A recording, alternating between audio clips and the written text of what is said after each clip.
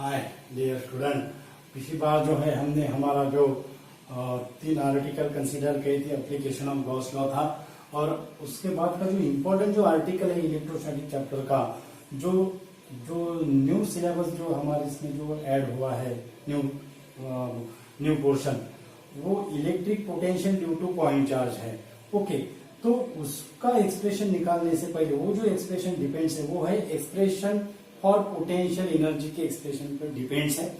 तो पहले हम एक्सप्रेशन फॉर पोटेंशियल एनर्जी निकालेंगे और बाद में फिर उसका एक्सप्रेशन निकालेंगे। हेलो डियर स्टूडेंट, मेरा नाम है महेंद्र और आप देख रहे हो हमारा यूट्यूब चैनल इकोनॉमिक्स फिजिक्स, जहाँ पे हम सिंपल ऐसी टीचिंग करते हैं। ओके, तो हमारा जो आर्टिकल है वो है एक्सप्रेशन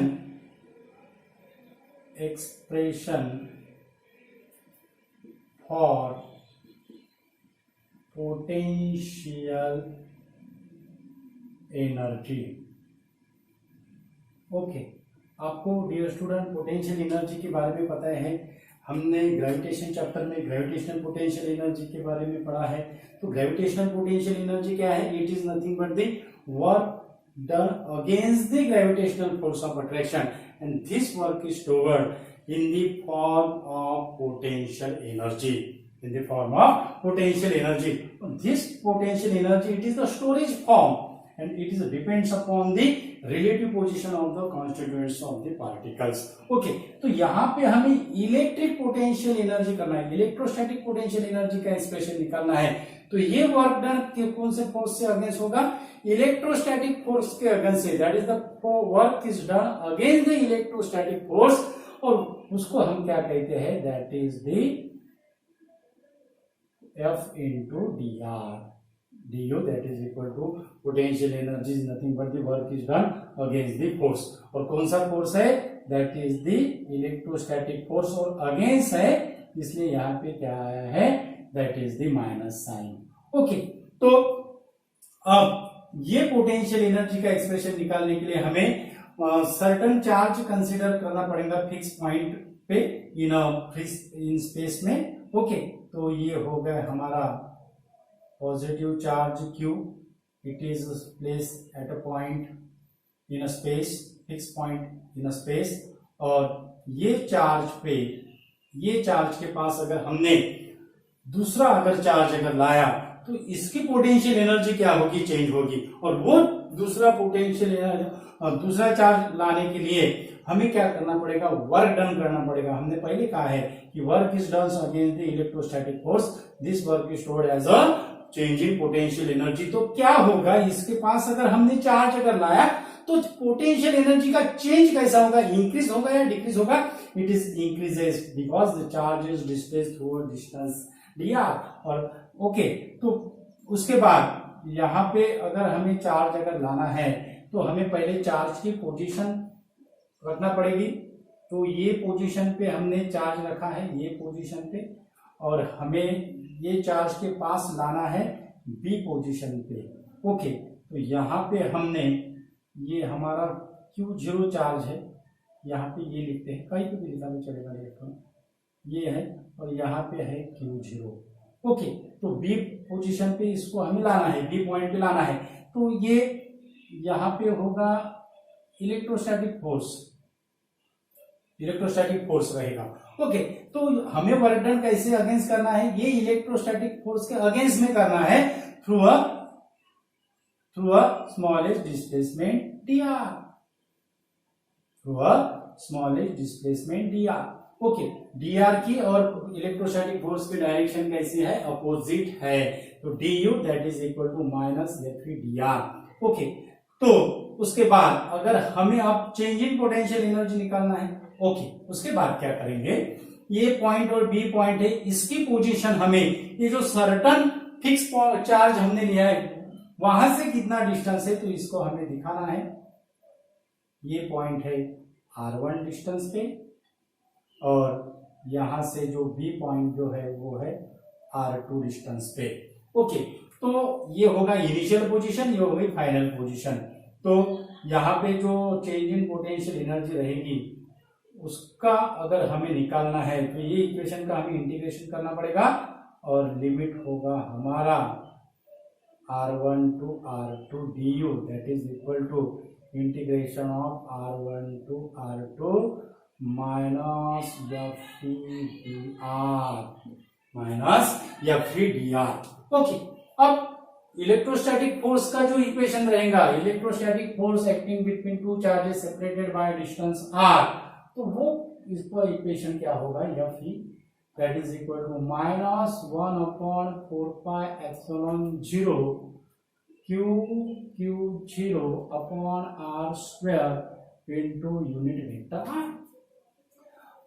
फोर्स की डायरेक्शन और यूनिट वेक्टर की डायरेक्शन निगेटिव अपोजिट है, इसलिए यहाँ निगेटिव साइन आया है। ओके, तो ये वैल्यू, अगर ये इक्वेशन, ये हमारा इक्वेशन नंबर 1 कहेंगे इसको।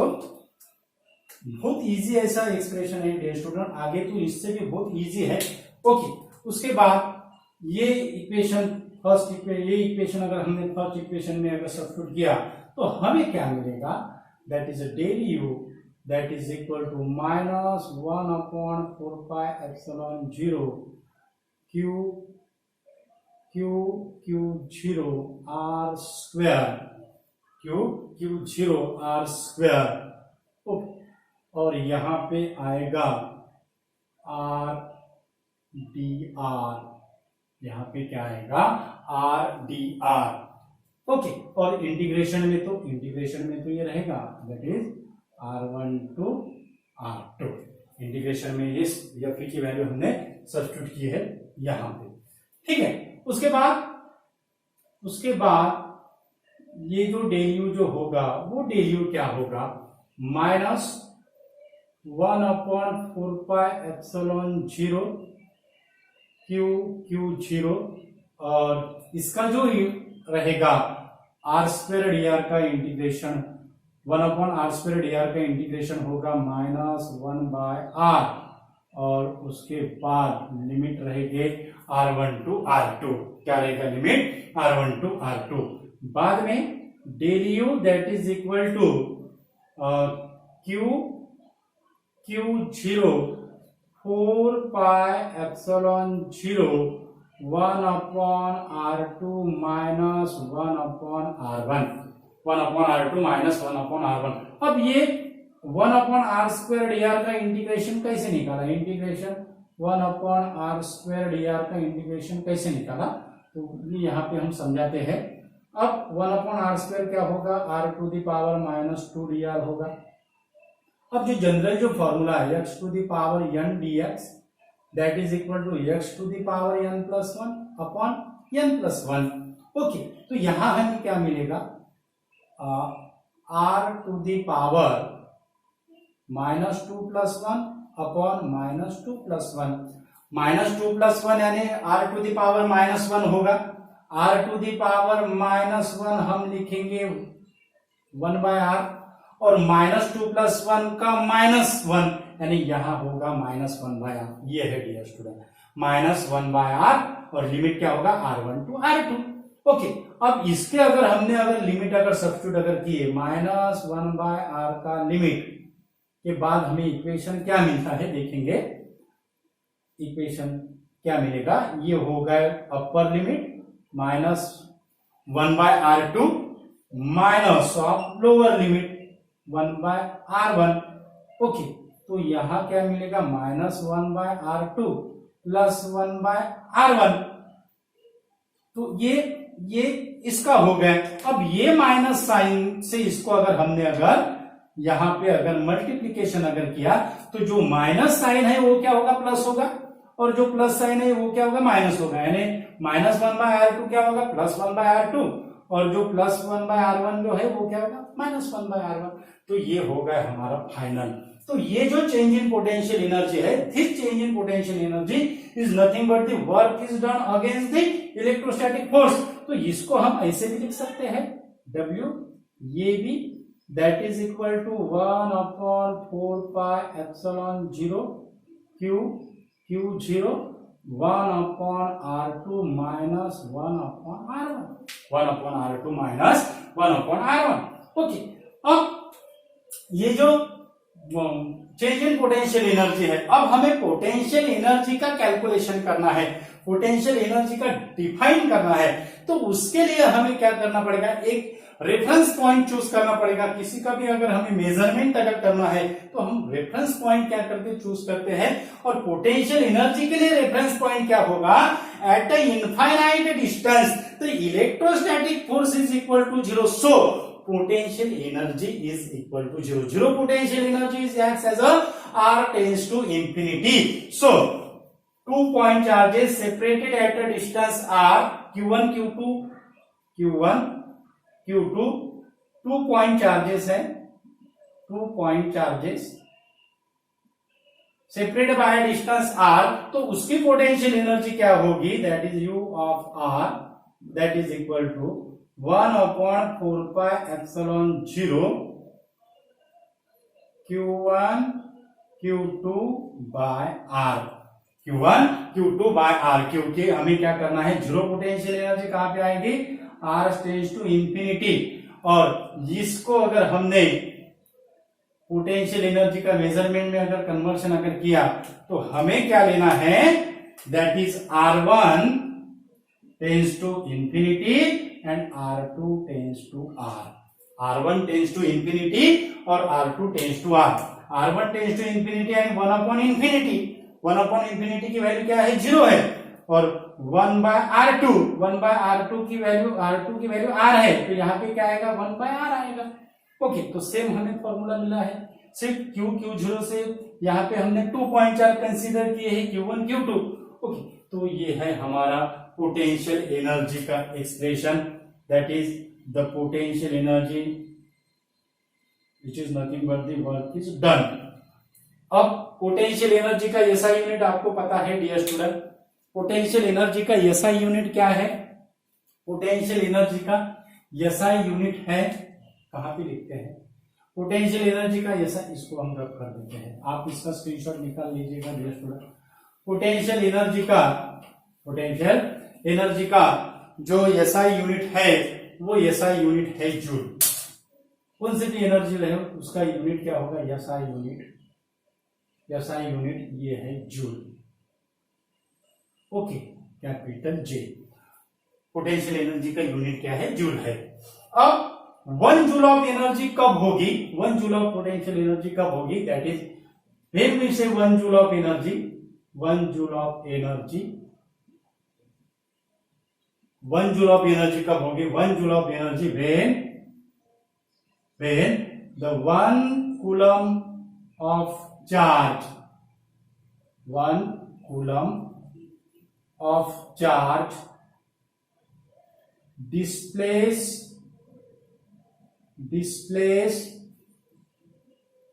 through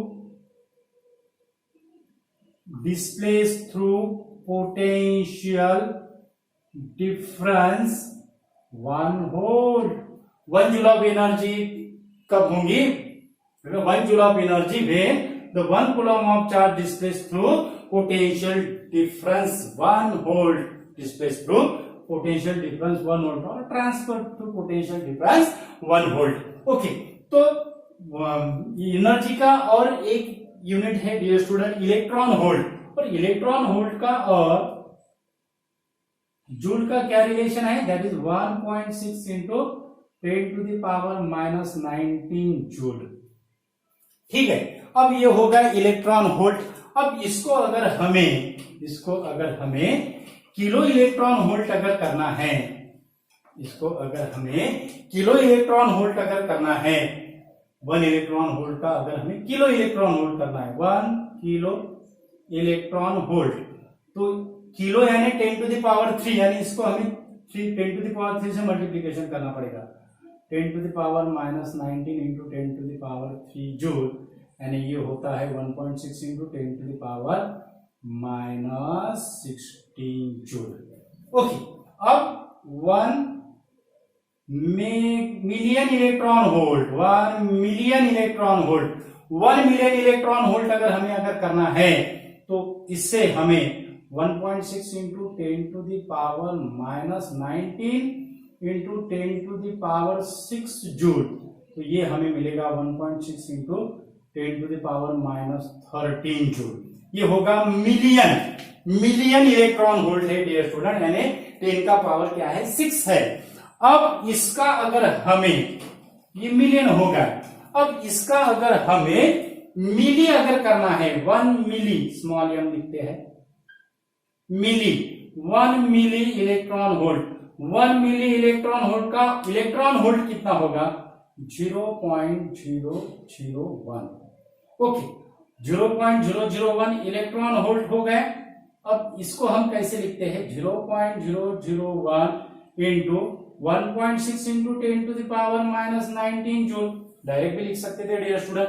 और उसके बाद 0.001 कैसे लिखते, 10 के पावर में 10 to the power -3 into 10 to the power -19 into 1.6।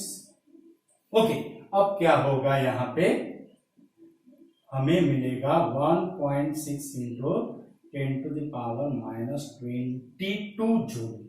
1.6 into ये होगा मिलियन इलेक्ट्रॉन वोल्ट, ये होगा किलो इलेक्ट्रॉन वोल्ट, ये होगा 1 इलेक्ट्रॉन वोल्ट, और ये होगा मिली, मिली है डियर स्टूडेंट, ऐसा मिली, और ये है मिलियन, ये क्या है, million, small M capital M में ध्यान रखना है डियर स्टूडेंट। ओके, तो ये था हमारा सिंपल ऐसा पोटेंशियल एनर्जी पे डियर स्टूडेंट वीडियो। अगर हमारा वीडियो अगर पसंद अगर आए तो आपके फ्रेंड्स को शेयर कीजिए। अगर हमारे चैनल पे अगर नया अगर यूजर है तो हमारा चैनल सब्सक्राइब कीजिए। Thank you so much once again dear student.